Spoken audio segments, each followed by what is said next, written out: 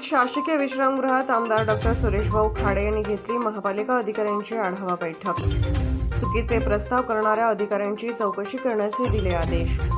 मिरजेच्या विकास कामांबद्दल नागरिकांतून वारंवार टीका होत असल्याच्या कारणावरून आमदार डॉक्टर सुरेशभाऊ खाडे यांनी महापालिका अधिकाऱ्यांची मिरज शासकीय विश्रामगृह येथे आढावा बैठक घेतली। मिरजेतील 13 कोटी खर्चाच्या भाजी मंडईचे काम 5 वर्ष उलटले तरीही अद्याप अपूर्ण आहे।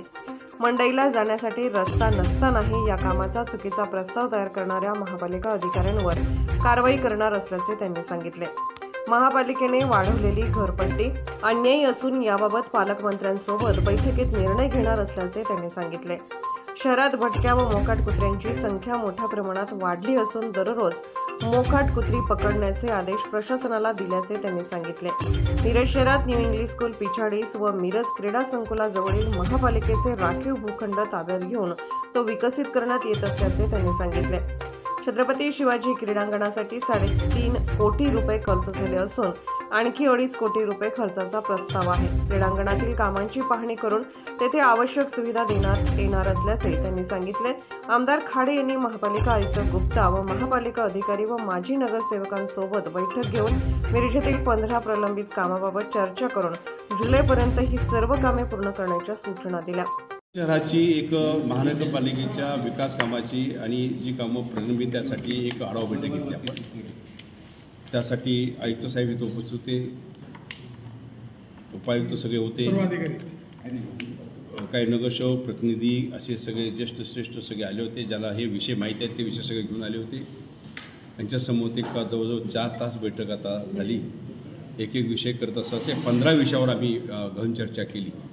त्यामध्ये महत्त्वाचे विषय की सब्जी मंडई असेल, छत्रपती शिवाजी क्रीडांगण असेल, लक्ष्मी मार्केट असेल, बाकीचं सर्व गोष्टी करत असताना बालगंधर्वाचे कामं राहिलेली पेंडिंग, पण बालगंधर्वासाठी एअर कंडिशन करण्यासाठी आता आम्ही पैसे मंजूर केले। त्याला 55 लाख रुपये आता मंजूर केले। आता बालगंधर्व एअर कंडिशन होईल ते आपण केलेलं आहे। बाकी सगळ्या विषयावर आपण चर्चा केली। त्यामध्ये मटन मार्केट नूतनीकरण करणं तो आम्ही प्रस्ताव कॅन्सल केलेला आहे। ते पैसे ते त्या दुसऱ्या कामासाठी वापरतो, कारण तिथं ते करून देत नाही तर त्यामुळे दंगा करतात। बाकीचं ड्रेनेज योजनेचं काम जे महत्त्वाचा विषय आहे, शहराला ड्रेनेज योजनेचं काम जे पहिलं काम झालं त्याचाही आढावा घेतला आम्ही। पण आता उर्वरित काम हे ड्रेनेज सगळ्यांचं बाहेर काढणं, शहराच्या बाहेर नेणं ती काळाची गरज आहे। जोपर्यंत बाहेर नेणार नाही तोपर्यंत ह्या समस्या सगळ्या शहरात होत राहणार आहेत। तर त्यासाठी त्यांना 24 कोटी लागणार आहेत। तर 24 कोटीचा बंदोबस्त आम्ही DPCमधून त्यांना करू। आम्ही पालकमंत्र्यांना विनंती करू की आम्हाला हे 24 कोटी दिले तर आमचा ड्रेनेजचा भाग सगळा संपतोय आणि ते पैसे घेऊन आम्ही ते काम संपवायचा निश्चित आम्ही प्रयत्न करू।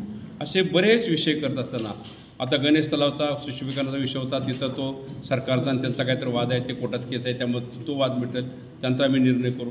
बाकी ठिकाणी बऱ्याच ठिकाणी कोर्ट कचेऱ्या चाललेल्या आहेत, त्याचा वाद मिटून आपण त्या पद्धतीनं करू। ह्या दृष्टिकोनातून सर्व आपण निर्णय घेतलेले आहेत। पण निश्चितच जानेवारी, फेब्रुवारी, मार्च, एप्रिल, मे, जून, जुलैपर्यंत जवळजवळ कामं ह्याचा निपटारा आम्ही करू।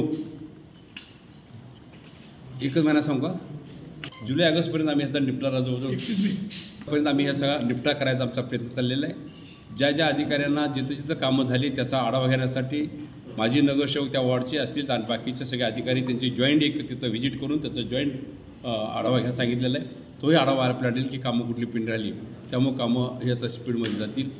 छत्रपती शिवाजी महाराज रस्त्याच्या कामाबद्दल नवीन कॉन्ट्रॅक्टर आपण नेमलेला आहे। जुना कॉन्ट्रॅक्टर नवीन कॉन्ट्रॅक्टर ह्यामध्ये फरक पडतो। पैशाचा प्रश्न होत असेल तरी पण जे NHAचे लोक असतील किंवा हे स्टेट हायवेचे लोक असतील ते आपल्याला पैसे उपलब्ध करून देऊन आता काम धीरे धीरे प्रगतीपथावर स्पीडला यायला लागले, तिथे लवकर संपवायचा आमचा प्रयत्न आहे।